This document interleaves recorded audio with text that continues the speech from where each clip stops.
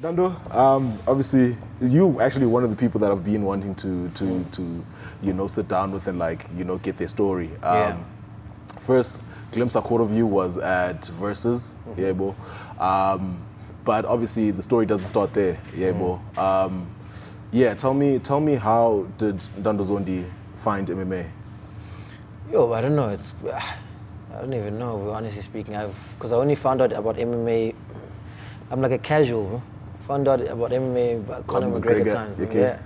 So I used to just play rugby, bro. I used to play rugby, but I've always like contact sports, bro. Like I was the smallest in school, but I just loved contact sports. Scrummy, wing, fullback. But I loved being scrum half, bro. It was just you there, bro. You constantly, dictating. And there wasn't any gym close by, but I wanted to always try karate, bro. That was my thing. I was like, I always wanted to try it, but it was too far.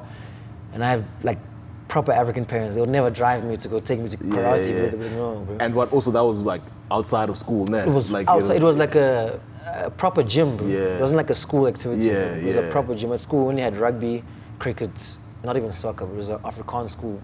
Dang. It was just rugby, cricket, netball for the girls, and hockey, bro. So I just played rugby until grade 10. Yeah. And then hockey, and varsity I went to play hockey, came back, played club rugby for Belito Dolphins. Then there was another gym, there was another guy that opened, he had his home gym. He used to be some SA national kickboxing guy. Bro. Then my friends were like, hey, this guy has a gym there at his house, you guys must check it out. Because they knew I loved watching MMA and all these things, bro. And then he was a very private guy, bro. I was living in a very Afrikaans area, so you don't just in here. Yeah. But because I had Afrikaans friends, they were like, hey, let's go and check it out by his house. We got there, bro, we had a full-on gym bro, with a sauna, everything, bro. So we trained one day, and then he was like, you know what? A lot of people have been asking him, bro, so he's gonna open an actual space, bro. So we had like a youth center, opened a gym, bro. I started training there, bro. Not even like 2 months, bro. And then he said to us, no, there's a tournament in Joburg, bro. I said, I know how to do this thing, bro. I'm signing up. You were confident already, I just like in felt terms like of... I don't know, but I watch a lot of like Chinese movies, bro. Yeah. With the karate. With Jackie Chan. And I used to go to the library, check these karate books, and I'd go with the 2 rand, photocopy certain pages, go home, and then in my room, bro. And we had like a lot of outside, we had banana trees, bro. I just tried random things, bro. And in my mind, I know how to do it. Somehow I just knew how to do it. So then when he said, there's fights, bro, I said, come, I'm going, bro. He put us in the back of his van, bro. There was 3 of us, bro. Actually, Rian Dan. This was all in KZN? All in KZN. Okay. It was me, Rian Dan, who now fights in EFC, and some other guy. In the back of a van, bro. We didn't know anything about weight cuts, bro. And that time was so ill. I was not disciplined at all, bro. The things we did in that van at the back. Some guys were smoking, some guys we ate. We were on the way to the fights, bro. It was crazy, bro. By the time we got there like 8 o'clock. We were the first ones there, bro. We weighed in, and when I left, I was the smallest guy, bro. When I left, I was the heaviest when I got there, bro. I'm like, I was weighing 63.7, I think. Yeah. And Rian was 62 something, and the other guys were like 60. And I was like, damn it, that means I'm fighting the biggest guy. That's where reality actually hits, man. Bro, I vomited like crazy, I was just in the bathroom just vomiting. I'm like, damn, this is actually happening. There was another gym that came. To try and get down. I was just nervous, bro. Okay. I was like so nervous, bro. Because like, even like leading up to the tournament, I didn't care, but I was like, I know how to do this thing. But even on the way there, that's why we were so careless, bro. Only when we got there, bro, there was other gym that came so prepared, bro. They jumped out of like this Vito, bro, or V, whatever, V class, bro, all in black, bro. I said, hey, bro, this is real, bro. Went to the bathroom, but everyone had to pretend as if they're tough. I went to the bathroom, I was just vomiting, bro, like shit. Like people are prepared. People are actually, it's serious, bro. Yeah. You know, and then luckily I fought God bless that kid, bro. I fought some other kid, bro, and the fight actually, bro, he kicked me first, and I just threw everything I knew how to throw, bro. I emptied the tank, and I think it was 2 minute 30 second rounds at that time. Okay. I lost like 10 seconds, I threw a spinning back kick, he dropped, and the bell rang. I went to my corner. I remember this, bro, when I sat down in the corner, I told my coach, I'm done, bro. I am not doing this shit. I said, nah, I can't. After what fight? After not even one round, bro. I said, nah, because I couldn't breathe. Bro. Yeah. We had Red Bulls, people who were smoking, all these, we didn't know. Bro. Yeah. You know? And I just couldn't breathe, and I said, nah, I can't. I genuinely told him, so I mean, I want to, but I can't. I physically can't. Bro. Luckily, by the time we have to go back in, the other coaches know his fight is done. Hey, bro, I said, Jesus is good. God is good, but that's where it started. That's where it started. Since then, bro, I don't smoke, I don't drink, I don't. Yeah. Just on a straight line, bro. But that's pretty much where the bug bit. Nah, focus on the journey. Yeah.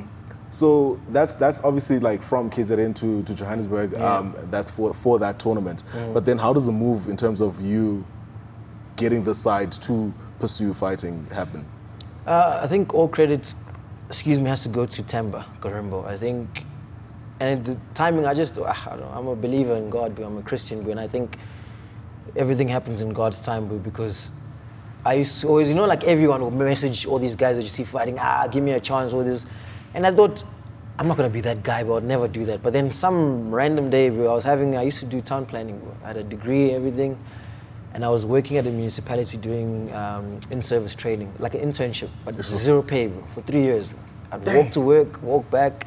In fact, my manager at that time found out, there was a new manager that came in, she found out I'm not getting paid. So she used to give me 1,000 Rand e-wallets from her. She said, don't tell anyone. Yeah, so damn. She used to always give me 1,000 Rand just so I can have money to go to and from work, which I used for the gym, actually. And then this one day, after like 3 years, the municipality kept saying, no, don't worry, we're gonna hire you. Had a rough day, bro. I was sitting with the security by the reception, just crying, bro. Just like, I'm done, bro. I've studied, it's a waste of my time. And that day, I had sent Temba a message the day before saying, I want to come and train. And when I was sitting in that reception, bro, I got a message saying, if you're really serious, you must come, must train, but you have to work hard. And I was just in like this daze, bro. I didn't believe it, bro. So I read the message, locked my phone. I didn't believe it, bro. I went home, bro. I was so depressed, bro. By 6 p.m., bro, I'm like, hey, bro, did I get a message from this guy or not? Or was I imagining? When I go back, bro, bro, this guy did reply, bro. I'm like, what the hell? And that time he was EFC welterweight champion, bro. I'm like, whoa, bro. And I said, you know what? This is it, bro. So I replied, I said, I'll be there by Friday. And this was like maybe a Tuesday or Wednesday. Yeah. I said to them, I'll be there by Friday. And then he said, cool. The biggest obstacle was telling my dad, because my dad is like a very old school, you go to school, you go to work, ganja. Yeah, and that's your life forever. That's it. And so initially, I lied to him. I told him, no, I got a job. I told him everything else was the truth. I told him it's Temba, I'm going to live at his place, ganja, but I didn't tell him for what am I going for. He didn't know that I was fighting and all these things. So initially he said, no, you're not going there. And I'm like, bro, I want to go. This is what I'm stuck here. I can't do anything. And then this one day, my sister came into my room. She's like, Dad asked if she thinks it's a good idea for you to go. And I said, bro, you know that I'm stuck here, but I can't do anything. Yeah. So she vouched for me. She went and vouched for me, and then we had a meeting, bro. My dad, my sister, it was just there like, if you want to go do it, go do it. But I'm the one saying, you know what, try a bit more here, you know. And then eventually we convinced him, and then I took a bus. And on a Friday, I took a bus. I was supposed to actually fly out, bro. That day, everything was saying no. I missed my flight. And when I said, you know what, okay, I'm gonna make a plan B, book a bus, bro. I went to ShopRite, bought a ticket for a bus, bro. By the time I got to the bus station, we literally saw the bus go, bro. You lie. Bro, I'm like, what the hell? But luckily, there was another lady that the bus left, bro. So she was like, oh, the bus also left you? I'm like, yeah. She said, you know what, give me 100 Rand. I'll call back my cousin. He'll fetch us. She'll take us to Emmarisburg, where we'll catch the bus. Because you can't stop the bus, you know? Yeah. We do that, bro. On the way, her cousin's busy filling up petrol, washing the windscreen, bro. I'm like, thinking to myself, does this guy not know it's an emergency, bro? By the time we get to Emmarisburg, an hour drive, bro, the bus had just gone as well, bro. She says, no, don't worry, keep your ticket. Other buses will come, you'll just show them if there's a space, then we waited until maybe 2 p.m., bro. No bus, bro. Then eventually she's like, you know what, let's just go to a taxi rank. I was like, no, I can't do this. But I was like, you know what, I'm already here, I can't go back home, bro. Went to a taxi rank, we waited until about 3 or 4, bro. Got a taxi, it was full. Drove all the way to Joburg. We dropped me off MTN rank. I don't even know where that was at the time. I was so scared, bro. So scared. By the time I just get out the taxi, we couldn't part of it. Just grabbed my bag, bro. I don't even, just grab me, put me, he didn't even ask, bro. Just grab as I was getting out, bro. He's like, hey, And eventually as we're walking, he's like, where are you going, bro? I said, no, I'm going to, I don't even know where I said I was going. I said Fourways at that time, bro. Fourways, because I thought if I can get to Fourways, then I can get an Uber to Kailami. Bro, I go to Kailami, bro. By the time I get to Fourways, waiting there, it's like 12 now, bro. Waiting there, and I'm like, okay, let me request an Uber, bro. Can see the Uber coming, bro. By the time he just gets by the robots, so it was literally outside Monte Casino, bro. He calls me, bro. So I'm like, his auntie says, hey, when hello, am I roboting? I'm like, yeah. He says, I got the phone, bro, I just started crying. I was like, nah, it's not meant to be, bro. He thought I was literally gonna jack him, bro. Yeah. And then this other guy, it was a meter taxi. He was the one telling me, no Uber will stop here, bro. Eventually I paid him, I think it was 170, bro. All the money, the last I had, he took me, dropped me off at BP. I called Temba at 1 o'clock in the morning. He picked me up, took me to the gym. First thing we did, 1 o'clock in the morning, we woke all the boys upstairs with Simba, Bevan, we were sparring. And that's just been, ngifika, bro. I didn't even have time, bro. I don't even know what's going on, bro. I'm scared, bro. Straight into sparring, bro. We started sparring. We did maybe, I think, 6 rounds, and then we went to sleep, bro. I was just I was covering myself, we're just crying, bro. I remember the first person that, at that moment, I think it was like 2 o'clock in the morning, was Simba, bro. He just tapped me and said, hey, bro, how's it, bro? My name is Simba. And I, like, you know, it made me feel, because I was scared, bro. I was the only South African, bro. So scared, bro. And he was just like, my name is Simba, bro. Where you from? We spoke a little bit. And then he said, no, bro, sleep, we'll catch in the morning, bro. And that's pretty much it, bro. Damn, shout out to the Hawk. Shout out to Simba, man. Yeah, bro. The guys at the gym, bro, like even now, we're still very, very close, bro. Very tight, nah, very because close. of those days. Yeah. But yeah, like he had told me actually how you got to him. You messaged him. Yeah. And like, yeah, he told you to come through to his gym, UMF at the time. Yeah. And that's pretty much like where it all starts in terms of like your Johannesburg journey with MMA. But were you a fan of like EFC at the time? Like, were you you to know Temba? I loved EFC. In fact, when I first fought that amateur fight, it was at Fourways at Leaping Frog. The drive, you know, on the highway behind EFC. We went past EFC and then you could see the logo there, bro. Yeah. My dream at that time, bro, because I just thought EFC was this huge thing. You know, EFC was UFC to me. Yeah, yeah. I just said, you know what, one day I just want to go there and just watch a fight, bro. You know, I could really see it inside. I could envision the entrance. I'd never even seen it, bro. I just told myself, if I can just go one day and watch a fight, you know, I'm okay, bro. It's crazy, because I mean, like, even for me, when I first saw the signage, I was like, damn, it's really there. It's big, like right bro. there. Yeah, you know, it's right there. All this thing that I always saw on TV, like, yeah, boy, it's actually, I know where it is now, you know. But yeah, tell me about the brotherhood and like the days at UMF, because I mean, I know that also Abu Edson come from there. Yeah. Yeah, as you mentioned, Bevan, Simba, your Nicholas, like everyone, you know. Yeah, tell me about the days of like at UMF, bro, I think training. Those are the hardest days, bro. Like, whoever made, like, I think you can see now, bro, all those guys that were there, like, besides me, everyone's been champion, bro. You know, it's, bro, Temba would wake us up at 3 o'clock in the morning, randomly, bro, and say we're going to Westcliff. We'd be like, what the hell? At 3 o'clock in the morning, we go and run, bro. Other people would look at us like we're crazy, bro.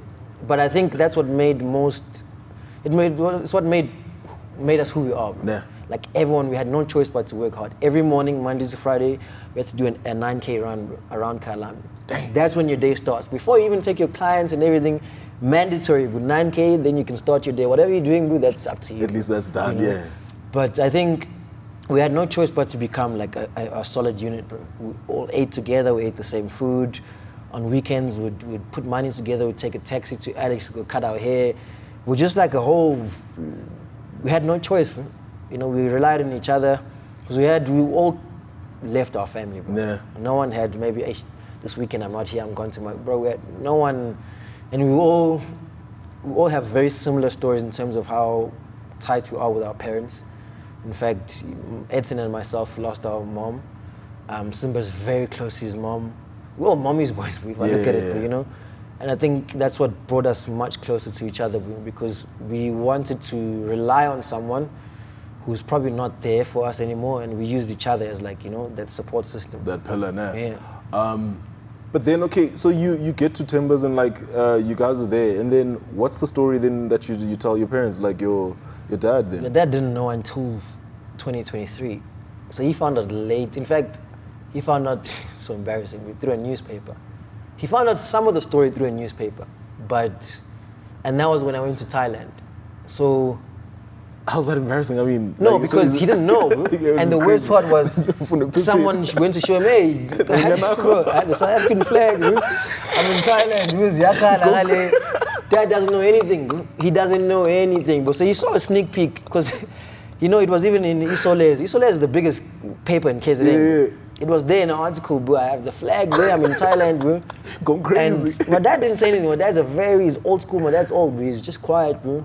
And the most embarrassing part was, went to Thailand, came back. When I came back, I went back home, bro. Still didn't say anything. And when I get to church, just sitting there at church with some other guy that used to, not a guy, like an elder was just there, like, you know, bro, that's so embarrassing. He says, no, we'd like to, you know, in this church, whenever some of the youth are doing some great things, we want to honor them and just congratulate them. And somewhere along, I just told myself, no, it can't be talking about me, because no one knows about this. We just like, bro, true as Bob, bro, you know what this guy does? He calls me up to the front. Mind you, my dad is sitting behind me, bro. Calls me up to the front, but now I have to speak, worse off it's in Zulu, but I'm not the best Zulu speaking, bro. Now I have to say thank you to the Lord, bro, you know. I made it so far in this sport. Mind you, my eyes are locked with my dad, but he's just standing there like this, bro. Damn, this will be so embarrassing, bro. Then we went home, he took his car, took my car, we got home, but he didn't say anything. And then eventually he just asked me, he said, how's the fighting thing going? I said, no, it's going good. And he said, okay, I'm happy for you. That's all he said. Dang. That's literally all he said. And that's how he knew that, okay, this boy might be busy with other things as well. But ever since then, he watches my fights. Yeah. Unfortunately, the first fight he watched was the one I lost against Zondi. So it wasn't a good taste, but then he watches all the fights. He watches. Damn, that's crazy, bro. Because I mean, like, to you, like, no one knows about this thing that you're doing. No one. The only person that knew was my sister, because I had to tell her everything. Because when I left, like, I don't know, but my sister's my biggest support system, you know. And there's everything. I tell her everything. There's nothing I leave out, because I don't want there to ever be something that happens and then no one knows. No one knows. So I told her, I'm going to Thailand, everything. She knew, the whole schedule. And I specifically told her, let's rather not tell Dad for the moment, because I don't want him to find out, oh, I'm already going to Thailand, and then he doesn't know, you know. So I said, you know what, let him rather find out after, bro. Then whatever he says, bro. Yeah, you know? But so far, it's been a great journey, you know. So I guess, like, she was also the backing in terms of, like, you finding your feet in Johannesburg or what? Yeah, so because even financially, we were like, it was difficult, because when I first came, I had no clients. I didn't even know how to hold pads. Bro. So the only way you could have made money is to do personal training, and I didn't know, you know. So those first couple of months, she was just, even my younger sister, I have she's like 2 years younger than me, but whenever I needed something, I would reach out, which was so, for me, it's painful to ask someone younger than you, I need help. And not just for stupid things, bro. Like, you need help with the small things that I don't have this, I need to cut my hair. You know, that's why now I work so hard, bro, so I can make sure even if it's a 500 or 1,000 rand, I work so hard that my sisters I don't ever have to ask for them, you know. Yeah. But both of my sisters really helped me. In fact, all three of my sisters, bro. I only have sisters, man. They've helped me so much, especially that first year, because I didn't have nothing, bro. Yeah. And Temba was the one that obviously helped us a lot, bro. But certain things, he wouldn't get you basic things that you need. You're a man, but you make a plan, bro. Yeah. You know, and then eventually he taught us how to sort of make means on our own, bro. And then you find your way to Versus, and then you become champion there. Yeah. Tell me that journey in terms of, like, you, because I mean, I know that you fought Abu Kelvin Smith, like, So tell me that journey in terms of at Versus. I think it was a great experience, and I think that's why now I'm able to sort of handle a bit more pressure, because Versus, bro, I think, bro, it's huge, bro. Even before, like, it was my first ever amateur MMA fight, bro. Yeah. And I didn't lie on my application, but they asked you how many fights you had. So I said I'm 2-0, which I wasn't. I had one amateur boxing fight, one amateur kickboxing fight. So my first fight, they actually matched me with Moses Makari. And at that time, Moses was 5-1, I think, or 5-0. And when I got there, bro, you know, I don't know if they still, I don't think they do it now, but you had your own warm-up area with a massive screen, bro, you're watching the fights. When I felt to myself, bro, I'm an amateur, bro. So the pressure was already, bro, I was nervous, but it just felt like I belonged, bro. Yeah. I don't know what it was, but it just felt like, you know, when you watch UFC and all those behind the scenes, it literally felt like that, bro. And I think I had the right support system behind me. I had Tamba, I had Demart. I was nervous, but I wasn't like, I don't belong, you know? And then, yeah, Moses was a difficult fight, but it went well for me. And from then on, I think Versus did a great job in promoting me, bro. Yeah. They just put so much steam behind me. I had no choice but to perform, bro. True. You know, and it took off, bro. You fought Calvin, I fought I fought Moses, Pilani Ngoia, who's now in the EFC. You know, it was a good journey. I feel like for me, my Versus days, I wouldn't mind going back there to get a fight or two, yeah. Because it's huge, bro. And you were undefeated there, nah? I was undefeated there. I had, I think, well, it was at that time a no contest. So I fought Calvin twice. So the first fight was initially a no contest, which was then overturned to a win for me. Dub for you, yeah. But, bro, when I say Versus is huge, I think the crowd is, I think EFC, I don't know how many people EFC accommodates, but I think maybe maximum 300 maybe, if even. Versus, bro. Yo. Bro, I've been saying I need to go check out a Versus no, you can't. fight card, bro. It's huge, bro. It is huge. Like when you walk out there, bro, like you can't even hear anything, bro. It's loud, bro. It's packed in. There's no empty seat. And the worst part is not like grandstands where it's just flat out, bro. That whole space is covered, bro. Yeah. It's full, bro. It's full. Tables are, bro, it's big, bro.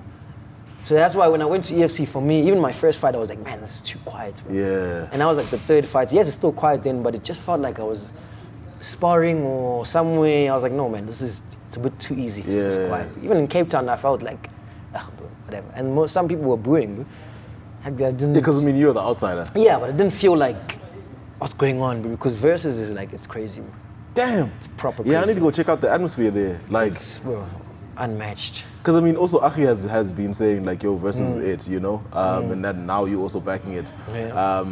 But, yeah, so, boom, you transition into the EFC. Yeah. And then, yeah, you kick off your professional career, you know? Yeah. Tell me, but also there, you had switched, gyms, isn't it? By the time that you joined EFC. Because, I mean, also, you were bouncing at CIT. Yeah, so I didn't necessarily switch gyms. I think obviously Temba moved to Miami and he closed down UMF, but I've always been with Demont. I think wherever he went, I followed. Yeah. Because, in fact, our relationship started when we were still at UMF. The guy trains hard, bro. Can't deny him that he's the hardest person I've ever. I don't know. He's the hardest worker. He's a beast, yeah. Like, so at UMF, we used to do our sessions. Then when we're busy resting, I would see on his story, well, this guy is in Centurion hitting pads. I'm like, Kanjan, man, we just you know. Finished training. So then I messaged him the once. I said, bro, when you go to train, can I come with you? And I think he thought I was joking. So he said, okay, Saturday morning, meet me at the robots at 4. I'm like, 4 in the morning, bro. And I said, okay, I'm gonna test this guy. If he thinks I won't, I met him there at Engine at 4. I walked out the gym, cold, bro. Went there at 4, he picked me up, went to Centurion Thai Fitness, bro. And ever since then, bro, I was just with this guy, bro. All the sessions. I mean, the 4 o'clock sessions, I'm not gonna lie, they used to be brutal. But the first couple of months, I'd go with him, but I'll sleep in the car while he does his session. And then by 5, I'll do my session. That's when you and get then up, 7, we're doing sparring or whatever the case is. But we went, like we'd start our day at 4 o'clock, we'd only separate 9 p.m. bro. Dang. Every single day, bro. From 4, we'd go train, we'd go maybe even if we do, even like last year we used to wake up 3 o'clock in the morning and do hill sprints 3:30 to 4:30. Go to the gym at 5 o'clock, start our session 5 to 6:30. Then he'd go to do a school drop off, whatever, come back at 8, we're doing strength and conditioning. Before the 11 o'clock session with the class. So that's why I was like, no, this guy, and he used to always, like, I don't know, he's been a champion bantamweight, featherweights, champion at Aries. So I felt like I can't go wrong if I follow this guy. So back to the gym thing, when UMF closed, where did we go after that? I can't remember where we went. Wasn't it after that's the orange gym? Yeah, I went to Fight City. Yeah, okay, we went to Fight City. I was with him, and then whilst at Fight City, we'd still go to CIT. Yeah. So we trained, and I followed him, boo, and also Steph De La Rey and Monet, obviously. And then for me, it was just too expensive to travel, and also that's when I started working for this other company. And so I couldn't travel now, because the classes, they were at 9 o'clock. I couldn't, So I'd do the sessions at Fight City, or with Demont in the morning, and I'll do midday or afternoon sessions at Fight City. And after Fight City, we moved to Fight Camp. And I was just always been with the guy, bro. Always been close. Yeah, because I mean, I can also see that in terms of like you wanting to follow on his footsteps. Because I mean, like, yeah, if you want to be a champion, that's the mentality and like the footsteps that you have to follow, Yeah. But yeah, a fight for me that I didn't like and I didn't understand why you took was the Sovendle one. Yeah. And I feel like also at the time he had missed weight, or something. No, he made weight. He struggled, but he made weight eventually. But what was the thing? Because I mean, you were on par to get like. I mean, I was on the right track, and in fact, to be honest, so I'd been training very hard. I'd been training, bro, because the training there, Demont doesn't take it easy. We go hard. We spend a lot of money on camps, on coaches, private coaches, And I was initially scheduled to fight Nate Coman. Yeah. And I think a week before the fight, or a week and a half, he apparently got injured, right? And then I thought to myself, man, it's December, bro. I can't go home empty-handed, number one. Number two, I've just spent so much on a camp. I need to, Prepping for, yeah. Yeah, and then Ashley tried so hard, bro, to find me someone when it didn't work, bro. And I think my head got a bit too big at that moment when no one wanted to fight at that time. I had no fight. And that's where the ill discipline started kicking in. I did things where I shouldn't have done. I was was careless. And I remember it was on a Friday, the Friday before the event. I went out to watch Bevan. And I'd already accepted, okay, no one's going to accept the fight, but it is what it is. Went out to watch Bevan, and I was a bit ill-disciplined then. I don't even know why, bro, And on my way back, at like 10 p.m., 11 p.m., I got a message from Ashley saying, hey, we can't find anyone, but the person we can find is at Bantam with Sovendle, bro. And I genuinely feel like I'm better than the guy, bro. Skill for skill, bro. Pound for pound, bro. I don't see where he beats me at all, bro, So I was like, cool, done, bro. Next morning, I told Demar's like, bro, flyweight and bantamweight, yes, it looks like it's a small difference, but it's a massive difference, bro, So think about it, and I said, look, you know what, bro, I'm coming to see you. We're going to go to Demont, and he was like, bro, just let it go. It is what it is. And he said to me, like, I don't think you can't beat him. I just feel like the size there's a reason for weight classes, But he said, if I want the fight, I'm fully backing you. I believe you can beat the guy. So I was like, you know what, screw it, bro. I'll take the fight, bro. And even for like those 3-4 days leading up to the fight, bro, I just ate anything I wanted to eat, bro. Because I thought to myself, let me at least gain a bit of weight, And even in the fight, like there was a lot of things that happened that, I can't blame him, but he won the fight. But things happened, that I felt like, not necessarily it was unfair, but he had a bit of help close to me, very, very close to me. Close to you? I'll tell you off camera, but he had a bit of help, very, very close to me. And I was like, whether it was for me or for whoever he was initially scheduled to fight, I just felt like, damn, bro, like we are, I know you, bro. I think you're my friend, But either way, that happened. And even so, like the reason why I wanted to accept that fight was because of what the politics behind it. I was like, you know what? And I want those people that helped him to be in his corner, bro. And they weren't in his corner. Yeah. So when I knew they weren't in the corner, even on the day of the fight, but I just felt like, man, why? Like I just felt demotivated, bro. Even in like, when I rewatched that fight, but I'm so like embarrassed and disappointed, man. I'm like, man, how can I let this guy beat me, bro? Yeah. Out of all people, but I'm not saying like he's a decent fighter, bro. But in my mind, I'm like, bro, there's no ways, bro. I'm better than you in every single department, bro. Skill set wise, And it was just an embarrassing loss, and it's one of those. Yeah, I feel like that was like a fight that it didn't make sense in terms of when it was announced and like why you take that, especially like how everything had been going at the time. But yeah, other than that, like I mean, your fight with Nate eventually came through, but like also that was like very like calculative in terms of like how it went. It's a nice way of saying it's boring. But But yeah, yeah, a lot of like, I mean, I spoke to you at Thingy while you were still prepping for the fight, and like you told me how a lot of things like the game plan changed. Yeah, you know, yeah. Tell me how, like, what was the game plan initially? So I'm not gonna lie, like I like Nate, bro. And I've always liked him. I've always watched his career, bro. And he's also another Christian guy. But I don't really like fighting guys that, because fighting for me, it's I don't know. People might say it's corny. Yeah, he goes with the Jesus talk, but for me, it's a way for me to spread the word. Bro. So I'm not gonna not kill you in the fight, but you know. And I don't like fighting other people that have the same sort of alignment or same mission, I guess, you know. And when I got the offer for him, bro, I was like, bro, I mean, I want to be a champion, but I have to go through you, you know. But respectfully, I would never say anything negative or bad about him because I respected him, I liked him, and I knew eventually our paths would cross, you know. And also because I felt like, I don't know, immaturely, I felt like, man, you shouldn't have pulled out that other fight. Now I'm even more so why I want to beat you. Why I want to, yeah. You know. And so the game plan for that, bro, I wanted to finish him. 2 rounds was gonna be disrespectful, bro. That I genuinely felt like 1 round. Yeah. I wanted to really, I don't know, something, I don't know. I really wanted, also because, you know, I don't like people that, when they see you, bro, they're so respectful, so nice with this, you know, you guys can even sit next to each other. And then behind, when the camera's on, bro, now, bro, it shocked me because I think even before when the Grand Prix was announced, I can't remember which event it was, bro. I was there with him, bro.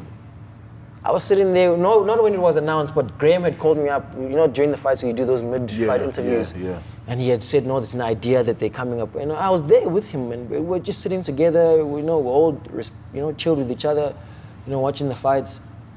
And then it started off, I saw an interview he did with you at Sub Kings, I think. Yeah. Bro, I just felt so disrespected, bro. I'm like, bro, I would never say something like that about you, even if I felt like, because I know, like, I trust myself, but I know my skill set, bro. I'm like, I can beat you and I will beat you, but I would never say it out loud, you know.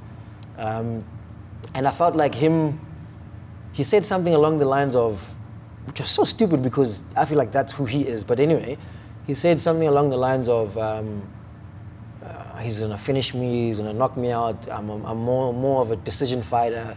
I look to whatever, something about I look for a decision and he looks, and I was like, bro. Finish, yeah, I get you. Then I started calculating, I looked at our records, bro, I'm like, bro, he has more decision fights, I have more finishes. So what are you talking about, bro? And I've taken more risks than he has, bro. I shouldn't have fought Savenja, but because I don't give a damn, bro, I will go and fight whoever the UFC, you can ask Graham Ashley, bro. I have never said no to nobody, bro.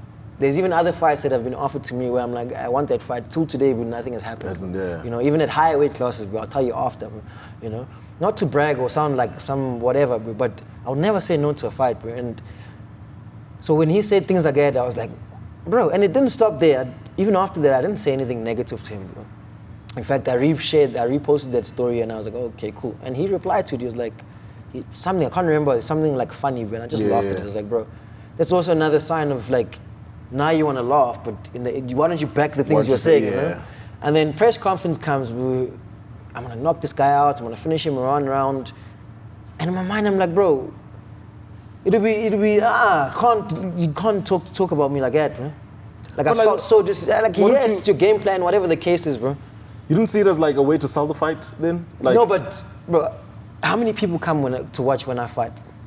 Yeah, I'm not bragging or saying I'm not egotistical or whatever those things are, but I think people come to watch me because I'm entertaining one way or another. Like I don't listen to much Zulu songs, but I'll walk out to a nice Zulu song that's gonna make people get onto their toes. And then it's gonna be exciting, bro. People always watch my fight and say, he showboats. When I read some of the comments, but like people like showboats, I'm like, bro, I'm making it entertaining, bro. Like that's why people enjoy watching me, bro. I've only fought 2 cards in the undercard, 2 fights in the undercard, bro. People enjoy watching that, bro. That's what makes people entertained, bro. If you feel like I'm showboating, that's on you, bro. Edson has a similar fighting style, bro. True. Have you ever watched Edson when he's competing in jiu-jitsu, bro? It is the most entertaining thing ever, bro. Because he's not just going there just to beat you, bro.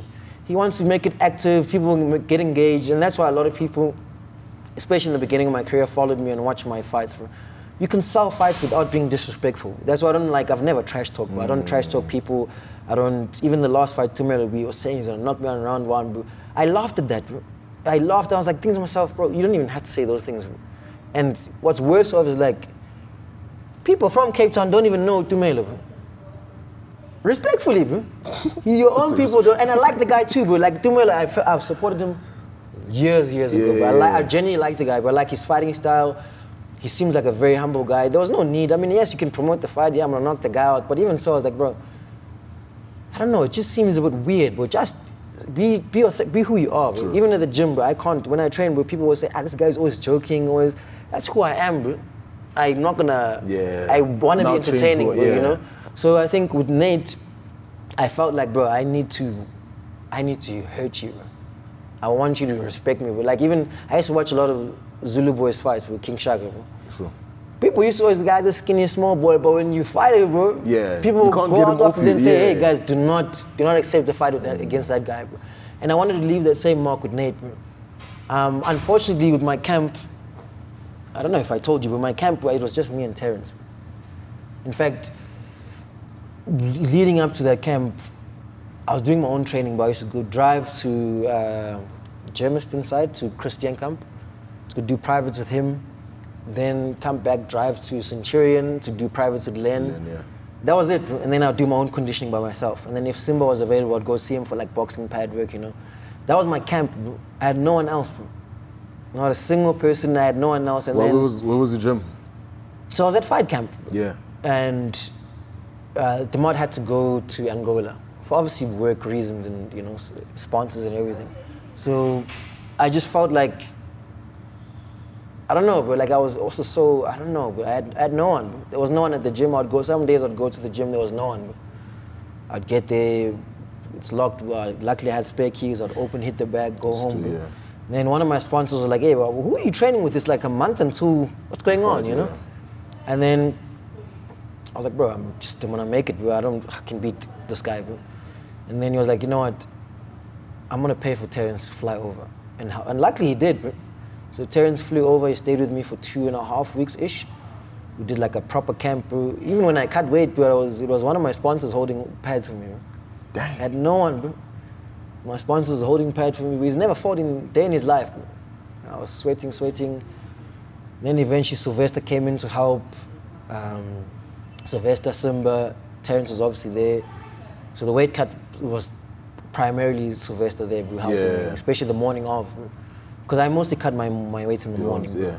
And Sylvester was helping. But then majority of the camp, in fact, the whole camp, I was by myself.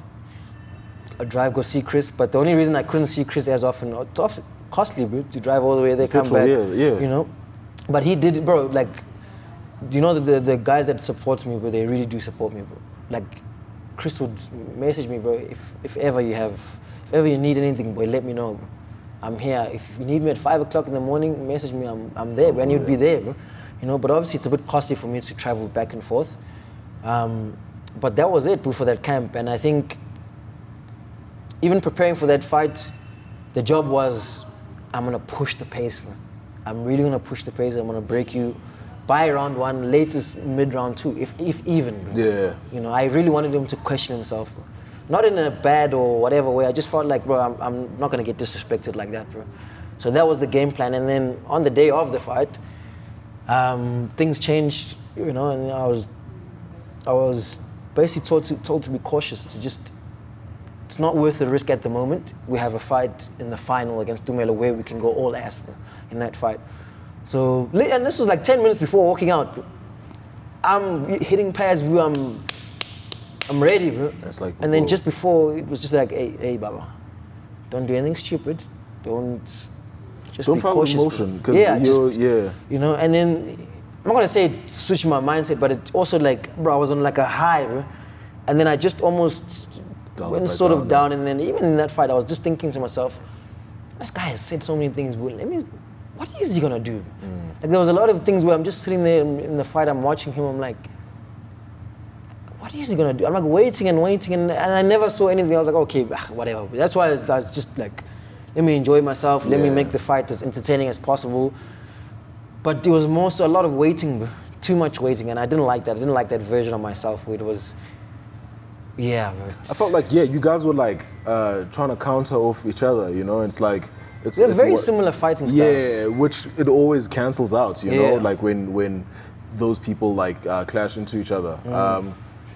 But yeah, you get the victory and then you have to fight Tumelo in Cape Town, Knox Legacy. Tell me that experience in terms of like, because I mean, also it's the first one, you know? Yeah, you're in a different, I had even asked you about this like during your camp, you know, you're in a different environment. Does it even faze you? But yeah, tell me about fighting in Cape Town, like, and you were saying even earlier on that you were being booed, you know? Yeah. Yeah, how was that like? It was fun, bro. Like I genuinely hope like I'm part of the next wherever they go, you know. But it was genuinely fun, but also similar thing. I didn't have a camp for that fight. Still, I didn't have in fact. Yeah, we'll get into that. But I think so. When did it start, bro? I don't even know when it started, but I did most of my training by myself. Even when I went back home, I think I didn't spend Christmas with my family. I saw them one day, came back. Yeah. I was training. I would drive to Chris. There was open mats because in December most it's just open mats. So I'd do open mats and then do privates with Chris and then come back, do my own conditioning, whatever, by myself. There's no one. People are gone on holiday. People are away for work and things like that. Yeah, so I had no one. And then January comes, same thing. And I think a couple of weeks before the fight, because I train here at Move, I would be here at 5 o'clock in the morning. There's a conditioning class that happens, bro. I would pay for those classes and then I would bump into Rich and Chef in the sauna. And they were like, hey, you're always here. Why don't you just maybe even when you have time, because you're not training anyway, pop in, you know. And also at that time I was still working as well. So I only had from when I wake up to 9 a.m. to train and after work, you know. So then Rich and them were like, hey, if ever you have time, pop in, come and train, bro, you know. Free of charge, we'll help you, whatever, you know, if you know. So I'd go there maybe twice a week, 3 times a week. And the things I was learning in that little space, bro, I was like, damn, bro. You know, that's when I started joining more and more and more and more. And then most of my sessions, I would do maybe 3 or 4 sessions with the team, and then I'll do my own thing after. Because still, bro, I literally had pretty much no one at that time. And then, yeah, even that fight, bro, like I felt like Tumelo respectfully. Was this the first kind of like fight that you were under Kwan at the? I wouldn't say I was under them because I was just in J. You know, just in J, you know, because I had nowhere else to go, bro. Yeah. And that's why even in that fight, bro, like, I really wanted to push the pace, but I didn't trust I won't say I didn't trust myself. I didn't trust my training, bro. Because I just thought to myself, man, is what I did by myself enough, bro? In a 5-round fight, bro. I don't want to push the pace. 3rd, 4th round, then I start feeling, you know. So I think that's what kept on playing in my head. I was thinking to myself, man. And also, like, I had a lot of, bro, there was too many, there's no excuses, bro. Like, that fight was boring, bro. It was horrible, bro. Like, I've watched it maybe twice. But it's the same thing, though, in terms of, like, it's as the same as Nate, you know? It's like 2 people with the same kind of similar style. Similar style, but what I like about it, Tumelo, which he didn't do in this fight, bro, and I don't know why, bro.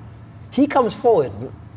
He really, because he knows, well, I mean, he's only knocked out one person in the EFC, which was Zulu.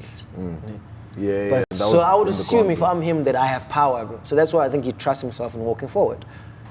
And in this fight, he didn't walk as forward as much, bro, because obviously, I'll give away my game plan at that time. I was gonna counter him to bits, bro. Because I was like, you know what? Maybe I can't push the pace as much because I don't know how far I can go.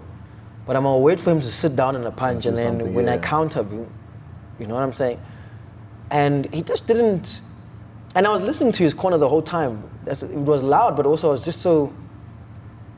I was there. I was there. I could hear everything, and he also wasn't really listening to his coach as much. But I'm thinking to myself, man, there was parts of me that was like, man, just do what your coach is saying, bro. Because in my mind, I'm like, I can see it, bro.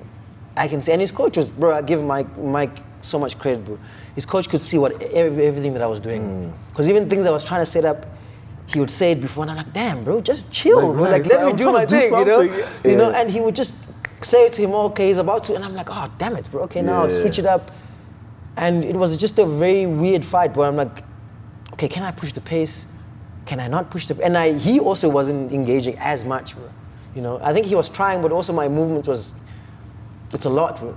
So I think also because I didn't sit down as much, he couldn't sit down as much, you know. But overall, the experience there was cool, bro. Like, yes, I had like a couple of boos, but a lot of people were cheering, bro. I was surprised, like, damn, bro, like, I'm from Durban, bro. I'm KZN, bro. I'm not even from Joburg, bro. I'm expecting these people to boo the crap out of me, bro. And there was a lot of cheers, especially post-fight, bro. Like, there was a lot of cheers that I got. It kind of turned the tide, most like mid-fight, And I think also people, like, bro, I even told Ashley and Graham, I said, bro, I have no right to say that I won that fight, bro. I have no right. You go into a boring decision, but you have no right to say, I should have won the fight. But I think people that genuinely watched the fight without emotions, they saw how close the fight was. Bro. Yeah. And even Simon said it himself. Yeah. I was the one that came closer to finishing the fight. I had a triangle locked up. Angle was offside. Yeah, it's cool, whatever. Yeah. Shitty triangle. But rewatch the fight and see who landed more. I landed more, bro. What I did give him credit for, he put a lot of, I said, maybe cage control. But I landed more, I shot more takedowns, and I think the reason why they might have given it to him was because I didn't complete the takedowns. So when he's defending, it looks like he's doing well. Doing more, yeah. But I feel like I'm the more active fighter. Yeah. I'm trying to find an end to the fight. I'm setting up triangles, I'm countering, bro. Find one highlight of one thing he did. Respectfully too. Yeah. I just want you to find one punch where because you say, you know what, he landed a punch, bro. Even in the fight, bro, like even in the fight, bro, like it was I think round 3 or 4 where I could see his nose was bleeding, but I'm thinking to myself, okay, it's decent, it's going well. But I'm like, okay, cool, I don't have to do anything stupid, bro. And I wasn't willing to unnecessarily risk when I feel like I'm doing well. But I was like, okay, cool, whatever, bro. But even though my corner was telling me, bro, I need to find a way to finish the fight because you must remember you're fighting in Cape Town. Bro. Yeah. So. Yeah. Also another thing, bro, I never want to talk about judges and all that stuff, bro, but some of those judges, bro, are on something, bro. Like, I don't understand, bro. Like, you can't have 2 judges giving 48-47 to either person. Then the one judge, bro, will say 49-45. Kanjan, much good. Like, something off, yeah. It's a bit weird. Like, I always feel like the judging should be done by people that have fought, and not just people that have fought, people that have had decent careers. Some sort of experience inside the cage. You fought, and you had good career. You know, that's who people I think should judge fights, not someone who was a grappler.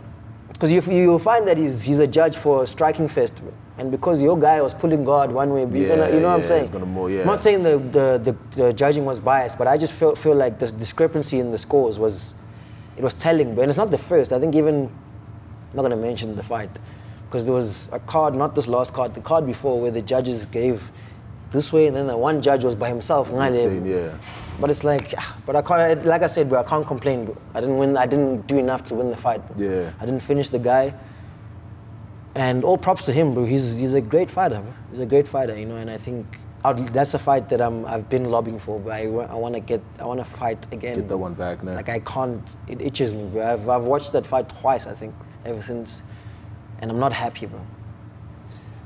You haven't fought since. Why is that so? I don't know. Maybe the UFC, maybe. We've reached out a couple of times. But also in the beginning, I think it took me a while to get over that fight, bro. It took me a very long, like I was in a weird place, bro. Like I came back from losing and I lost everything, bro, after that, bro. From sponsors to a lot of things, bro. Things at work were just, wasn't, I was in a weird place, bro. I was in a very, very, like, you know, and I was like, bro, these people that were supporting me, bro, now all of a sudden, bro, and I'm like, you know, obviously my fight wasn't the most entertaining fight, but I was like, man, you can't turn like that, bro. You can't, you know. So it took me a while to sort of get over it, and also my performance when I watched the fight, bro, I'm like, what was I even, how, bro? Like I can see all the gaps where I'm like, this is where, bro, I felt like there were so many opportunities to capitalize and maybe even finish the fight, bro, within 3 rounds, bro, that I saw even in the fight. And I don't know, I didn't react because I was like, man, if I do these things and maybe it doesn't work out the way it does. Will I be able to still get to that 5 round, you know? And I watch and I'm like, bro, I was fine. But even when at the end of 5 rounds, where I'm like, man, I could have pushed the pace. Because I train hard, even by myself. Bro. I think DeMott has always instilled that thing, bro. You cannot lose because you were tired, bro. The mentality. It must be maybe if he was better than you, okay, cool, bro. You know? But because you were tired, bro, no ways, bro. It's the same mentality because I also hang around Sylvester a lot. And it's the same thing that he also preaches. Like, you can't just give up in the fight. Yeah, like, if you're losing, it's fine to lose, but like, how did you lose? Yeah. And like, being tired is not, it's not not the one, acceptable. but and also it's like, well, I've been tired in training, bro, and I can feel, when you used to spar with DeMott, bro, the guy can almost smell when you're tired, bro. Like, he used to randomly just call me and say, bro, maybe at 9 o'clock at night, we say, bro, at 5 in the morning, we are sparring. Okay, cool, bro, whatever. And then we get there, he's gonna say 6-minute rounds, bro. Then you start seeing, no, he's up to something here, bro. Bro, round 3, bro, hey, you can't breathe. And that's when the guy starts, going bro. crazy. And it's the worst feeling you can ever have, bro. That's why I tell myself, bro, you know what? And I used to spar with him every day, but I say, bro, it's fine. And I'll tell him message him the day before. I'd be like, bro, do you want to spar tomorrow morning? He'd be like, okay, of course, you know I can. I say to him, but you have to finish me within 6 rounds or 4 rounds. Otherwise, bro, we'd make some bet. And he would try and kill you. He's not. One thing you don't joke around with DeMott is training. Bro. Dang. He doesn't play those games, bro. When you make a bet with him and you say, bro, I can do this better than you. Yeah. No, the guy works hard, bro. You can't outwork him. I used to always try to get under his skin. I'd be like, bro, they call me Mr. Outwork You 2.0. Because even in his bio, he used to have Mr. Outwork You. And I'd be like, bro, I'm Mr. Outwork You 2.0. And then he'd be like, oh, okay, this boy thinks he'd trap me, bro. He would trap me. And I just instilled that, bro, from spending so much time with him and just his mentality, bro, and how he approaches fights. But I'm like, bro, that can't be the reason why I lose a fight or I don't. That's why these last 2 fights, even though the Nate fight I won, bro, I regret it so much, but I hate it. I don't even watch it. It's not me, but when you watch my first 3 fights, bro, when you watch my fights at Versus, bro, that's who I'm becoming again, bro. Like I think who, yeah, bro, yeah. Anyway. So why'd you leave then? Why'd you leave DP? Why'd you leave fight camp? I didn't necessarily so the reason why I sort of shifted away was because of initially was work. So I think especially after my last fight, I didn't necessarily feel like I was being backed as much, you know, because before I think even at work they used to support the fact that I'm an athlete, bro, you know, and I went into work with them knowing that I'm an athlete, you know, so I felt like I was supported and everything. And then after that fight, things were a bit, you know, so I couldn't, bro. If it was 9 o'clock, I'm there at 9, bro. And leaving at they would allow you to leave at 2, bro. And I can't train, and the classes were at 12, bro. I can't leave work, come back. And there was times where, if my lunch break, bro, I'd quickly go, do in 30 minutes or an hour pad work, and then quickly shower, go back to work. And I was like, bro, I can't risk that. This is my job, bro. Yeah. You know? So, and because the sessions here, bro, were morning sessions, everything is done by, we'll say 9:30 latest, you know. I was like, you know what, it only makes sense. So I was able to do my morning sessions, go to work, come back, do sessions again. So I was like, you know what, for me it's a great fit. And also, most of everyone comes from this place, bro. You know, most of Drickers used to be at FFM, Ige, DeMott, you know, and I was getting that from DeMott, but now I feel like I'm getting it straight from the source. You know, and bro, the mentality, like you go sit 10 minutes with Chef in the sauna, bro. When you leave there, you want to kill someone, bro. I swear to you want to go out there and just from a 10-minute sauna session, the seeds he plants in your head, bro. It's, and you look at him, bro, this guy, he's cold-blooded, bro. Think to yourself, man, how does this guy have a family, bro? How does he, because the way he thinks and operates. The way he thinks, bro, you're like, what the hell? Is there a human like this? But then you get Rich on the other side, bro, who's, bro, and everyone that has ever said anything about Rich always says he's the genius, bro. True. When it comes to the sport, he is a genius. When I've experienced it myself, bro, like, yes, we all have things to fix in our game, but I've never seen someone who loves the art as much as he does, bro. The detail in that. Like you just watch him, but sometimes you'll just sit there, you'll be sitting there watching. 10 minutes later, bro, he's fixing something you thought was already fixed, bro. Like we have classes, we'll do our classes in the morning, and then we have the fighters class where it's more a technical session, bro.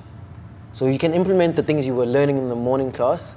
So you're busy working on them, then he just sits there, bro. You'd go, come back, but you think, okay, I've got this, bro. I just learned it, you know? And then you come in and you fix it, but then you're like, oh, okay, maybe I wasn't. But even outside of that, with the way he breaks down fights, the way he breaks down fighters, he's genuinely a genius, bro. Yeah. I mean, even my coach comes from the hands of Richard, you know? Yeah. Our gym, you know, is a subdivision of like the teachings and learnings of like the foundation of Richie. So that, like on its own, I feel like the DNA, his DNA in terms of like the fight game is everywhere. It's everywhere, you know? Yeah. Do you have a fight schedule? Do you have something coming up? Not at the moment. So EFC, after months and months of begging, EFC did throw something my way, but almost like a, how would you feel about Like a feeler, yeah. So I said, bro, you can't, bro. When I used to train with Demont, but there was no how do you feel about, or there was no who would you. They would send. I was in the group, bro. They would send a message. But maybe let's say I'm busy training, bro. By the time I come back to train, bro, I've got a fight confirmed. Yeah. There's no, let's see, maybe who it's. We have a fight offer. He will accept. By the time I check my phone, okay, I'm fighting this date, you know. So they've thrown something my way and I've accepted it. I've said, yeah, give it to me, bro. It might be, it's a weight class maybe above, maybe, you know, and I've said, bring it, bro. Yeah. You know, I think... Because also it's been a while. It's right? been a minute, man. I've been wanting to fight, and I think, like I said, I like Tumelo, but I don't know. I just like the guy. He's a good athlete, but ever since our title fight, bro, the division died, bro. True. No one talks about flyweights anymore, bro. Just last year, bro. True. It was the hottest division, yeah, bro. Yeah. The moments knocks happened, bro. Yeah. No one's ever even spoken about flyweights. I don't understand how bro. that happened, bro. In terms of like, you had a surge in like the generation of like you, Edson, bro. You know, and like out of nowhere, like it but just you know what I think it was, disappeared, bro. And I didn't like the whole idea, bro. I even said it, but I was like, right, we'll do it if you know. But the whole Grand Prix idea was, I mean, it looks nice on the outside, but you look at what it's done, bro. You forced the best of the best to fight each other. Now, no one at the top is a contender. You can't. How can you make? Yeah. Everyone fought this one. Like it doesn't make sense. Like the fights that are, I'm not gonna fight Nate again, but what I'm gonna gain from that? Bro?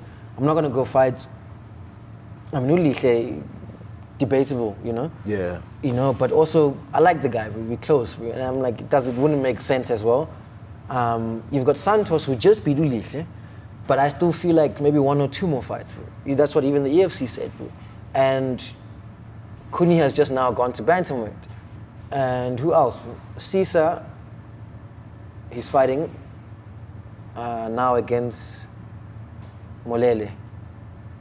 Both of those two, bro, I feel like I've said to EFC, bro, give me, you know, I just want to fight, bro. There's literally no one. None of the fights make sense. Like, I believe Santos is a good fight, but I also feel like it doesn't make sense for me, bro. Yeah. That's almost 2 fights back, bro. It doesn't make sense. Yeah. I feel like Santos versus Nate, that's a good fight. There's already Cesar and Molele.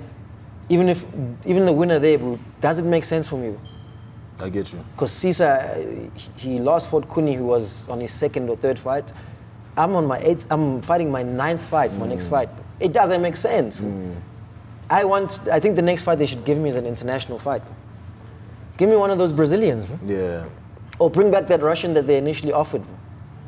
I feel like, yes, I've proved I belong, bro. Your worth, and like you can pull a crowd, you know? Bro, without sounding braggadocious or whatever the word is, bro. Let's remove Faiz out of the equation, bro. Who brings more people to EFC, man? Yeah. I think that's also one of the things that like, Genuinely, we are stuck at. We don't have like people who are crowd pullers, you know, especially now because I mean everyone is getting shipped off, you know. People like are going. won championships, yeah. Even you know? now, Terrence is gone, but Terrence is a superstar. Bro. Yeah, that's what I'm Terrence, saying. he's from Cape Town, bro. But when he fights here, bro, it shakes. It's active, bro. Yeah. Everyone wants to see this guy, bro. And Yeah. you could also maybe call him a showboater, bro. But he doesn't showboat. It's a style where he fights where people want to see this guy, bro. You know. Now he's gone, bro. Minus Terrence, bro. Now you've got. I think Faiz also pulls a big crowd. He does. He really pulls it, especially in Cape Town, but I've never seen more, bro, it was loud, bro. For real. Faiz does that, it's good, but I feel like a staple in the UFC, bro. When I come to UFC, bro, a lot of people, whether maybe some people come to watch me lose, I don't know, bro. But when I come to UFC, bro, some people I don't even know, bro. I'm like, bro, and they're cheering for me, and I'm like, bro, that's what it's supposed to be like, bro. But you see some events, bro, I'm not gonna lie, bro. And I don't even want to name the dates or the events because I don't want people. But some of the events that happened, it's not even worth going to UFC, bro, if we're being honest, bro. You go there and it's like, the fights are decent, but they're good fights. But then no one is like, people are just sitting there with their partners having a conversation. Oh, a knockout happened. Oh, okay, cool, bro. It's not, I get you. that thing is gone, bro. I get you. It's gone, but only when maybe some of the guys at CIT, bro. I'd say like when CIT guys come, when there's a guy from CIT fights, a lot of people come. Reason behind that also, they can afford to. No one from CIT is like, if you maybe a guy from Mamelodi, you can't expect them to buy tickets like that. All But the people time from come CIT, through, they buy tickets, bro. They show up, bro. But outside of like the money factor, bro, when I fight, when Terrence fights, when Faiz fights, who else, bro? When some of the Mamelodi guys, when they fight, bro, it's packed, bro. But you see, that's kind of weird. Ends, bro. Like that's That's all it is, bro. like, But we don't have. also it's because of this whole, I don't know, bro. I don't know, like, I had a conversation with Graham. I said, bro, we need to be more stricter, bro. Like, okay, fine, you want to fight for the title, you have to defend it minimum 2 times before you leave. Bro. Yeah. Because what's happening now is like, you guys are literally building, and then by the time you guys build a champion, the guys no longer want to be there. Yes, also rightfully so, because the money is not. When you look at it, let's be honest, bro. I can't tell you how much you make in a title fight, but you spend more in a camp, way more in the camp preparing for a fight than what you get paid, bro. So rightfully so, the guys want to go. But also, by the time guys go, now you have to start from scratch, bro. Build someone else, bro. You can't just go and say, okay, this one's fighting for a title. Yeah. If now Tumelo leaves, bro, and say, okay, Zondi, who are you going to fight? Who am I going to fight, bro? Anyone in the roster that lifts up their hand, but it doesn't make any sense, bro. Get me a Brazilian. Get me a International. Get me an international. Get me. I want to. Let me test myself now because okay, I fought Tumelo. Yes, I lost. But cool. If Tumelo is not available, get me somebody. Yeah. Let me fight. Even if okay, fine. Keep my purse because it's not like we're getting paid. True. We're not getting paid Millions. that. You know, when you get paid, you take that money, you go. I buy something stupid. Buy something stupid and I move on in my life because you can't even say that money makes any difference, bro, honestly speaking, bro. It's just that small chimichanga, bro, and then you go and move on again. Bro. So it's like, okay, fine, keep the purse, give me a decent fight, bro.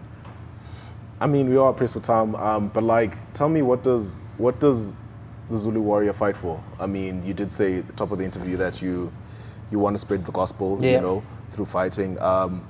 But yeah, tell me what you stand for as a fighter. Yeah, I think, like you said, for me, most importantly, I wouldn't be here if it wasn't for my Lord and Savior, Jesus Christ. So I think it's only right for me to continue to spread the word, you know. Hence, everywhere in my clothing, I used to also put on the headband, which I think I need to bring back my next fight. Yeah, I remember. That was a trademark, bro. But yeah, man, that's what I fight for, and also for my late mom, bro. I think my mom was a true warrior, bro. You know, I think she did a lot for us and for 4 kids, bro. 4 kids, and she did a lot for us. You know, I have a dad, yes, and he's very supportive and everything, but I have an old school dad. You know, he's not much of a talker, he's not much of a, you know, he just, you know? Yeah. And my mom, I didn't even want to go to varsity, bro. She almost forced me to. And when I got there, bro, my first year, I was like, hey, man, I told you this is not for me, I'm dropping out, bro. She was like, she'd always say in Zulu, be patient and tell God. And it used to make me so angry, bro. I'm like, man, be practical, bro. Because I used to say, I'm a man, bro. When you tell a man he has a problem, have a solution. Don't tell me to tell God. Yeah. But only later in life where I figured, I was like, man, I know what she meant now. Yeah. And I think if it wasn't for all those lessons and all those where I felt like I was being trapped, bro. Like I didn't want to study, bro. In fact, even town planning, I only applied for it to spite her, bro. Because I thought they're not going to accept me, bro. Can't get back. Boom. Boom. You know? And I won't say I tried to purposely fail my first semester, but it didn't go too well my first semester. And I showed her, I was like, told you. She was just like, be patient, bro. In God's time. And if it wasn't for that, I'd be one of those guys that fight because I have to.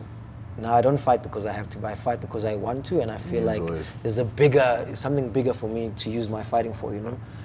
And also for my sisters and my nephew, but I have two nephews, but there's one of my first nephew where I don't know, but I just feel like I don't want him to. Whenever I'm gone or whatever, I know it's my young guy, but I don't want him to ever say, what did he do? Like, what did he do? You know? Yeah. I want him to be like, because even when I won my title at Versus, I've never seen someone prouder than my nephew. When he was holding the belt, when I think to myself, man, this small thing, I didn't even get paid for this thing, bro. And this kid is so proud, bro. He goes and tells, bro, recently he did a speech about me, bro, at school. And my sister sent me that, and I was just thinking to myself, man, you don't realize the impact that you're making on other people, especially because I don't live with my family. Right? It's so depressing to spend years without having seen. Like I saw them once. The growth, no. One day in almost 2 years. I saw them only one day, because I said, you know what? I drove from here, drove home. I saw them the morning of Christmas dinner, and I said I have to leave the day after because I have a fight coming. My nephew was just crying, bro, like, and he's 7 now. It was his birthday yesterday, bro. He was just crying, and I thought to myself, man, if not for me, bro, this is who I need to do it for. Yeah. And my sister has been my biggest, bro. Like when I say, even now, I live by myself, not from Joburg, bro. I don't speak the language that most people speak. I have support system, but I don't have like that close. So my sister's been there, bro. She'll just randomly video call me and check up on me and make sure that everything is okay. But on a deeper level, not just like, oh, you good? Okay, cool, you know? So I think that for me, it's my family, most importantly, my mom, bro. Like I think I don't want to ever let her down, bro. Like she's not here physically anymore, but I never want to do anything as I'm class and yeah, but like even like I haven't been the best person, but I'm like now I always try to be so disciplined to be serving God, because that's who my mom was, bro. She used to always say, you're not doing it for me, bro. You're doing it for yourself. And I'm always like, yeah, right. I know I'm doing it for you to make you and your friends happy, but she was right. You know, it's for me, my future, my family, but honestly, it is for her. I genuinely make it for her, and then, like I said, for God, bro, because some of the things, bro, there's no ways, bro. When I look at it, there's no ways, bro. I used to live on a gym floor, but this is luxury, bro. Yeah. This floor like this. Padding, yeah. Bro, I'll show you this picture Bevan took once where we used to sleep, how we used to sleep, bro. This is luxury, bro. Where I came from, but I never even, in fact, most of the reason why I moved to Joburg was, I thought to myself, okay, fine, I'm gonna use this opportunity Temba gave me, but when I get there, I'm gonna get a job, bro. Because I can't find a job. I live in a small town, bro.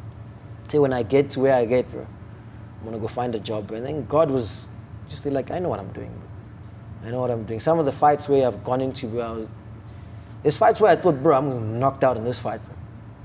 I'm getting sparked out cold, bro. Yeah. I fought Moichela, bro. Didn't sleep that whole night, bro. Like I knew I'm so better than this guy, bro. But I just felt, I kept seeing him clip me, bro. Just every time I'd wake up, and he's a slugger. Yeah, he just throws, bro. He throws bombs. He's willing to risk it all. Yeah. But I just, every morning, even the morning of the fight, bro, I hadn't slept. I called one of my mentors, bro. I said, something is wrong, bro. I'm getting smoked tonight, bro. I'm getting knocked out, bro. And I just felt like I would be dominating the whole fight, and then he would catch me, bro. Every time I'd close my eyes, he would catch me, bro. And then I remember that fight, bro. There was a prayer I said, bro, before that fight, bro. And then almost like, when you just take your clothes off, it just felt like that when I just... The weight got lifted off now. Something just happened when that's why in that fight, hands were down. Even though I had that vision of me getting knocked out, my hands were down, I was moving slick. I had I had all the confidence in the world. I said, there's no ways, bro. There's something God planted in me that I belong here, bro. And I am who I think I am. Yeah. So I don't, that's why I'm like, whatever fight EFC will ever offer me, bro. It's not because I'm egotistical or whatever. I just genuinely believe that I'm here because God has brought me here and He has a plan for me. Whatever that plan is, bro, I'm willing to serve His mission above my own desires, bro. Like if it ever means, like say for example the Nate fights and the Tumelo fights, I wasn't victorious, bro, but I left a message there. Like I always leave. Yeah. I always leave with a scripture, and I always tell people, you can do all things through Christ who gives you strength, and that's me serving my purpose, bro. Outside of my own selfishness, outside of the flesh, bro. I'm like, cool, bro. Yeah, you didn't win, bro, but that's not the assignment anyway, bro. Yeah. The assignment is to serve God, bro, and that's Spread it. the word, yeah. Yes, sir. Bro, thank you so much for this. Thank you, bro. There's so many things that I would have wanted to ask, you know. Yeah. But I mean, I guess this is not the last time, you know. We're going to see you back. And yeah, all the best, you know. Thank you so much, bro. Thank you so much for this. Appreciate it, my brother. Sure. Really appreciate it, Tshuck.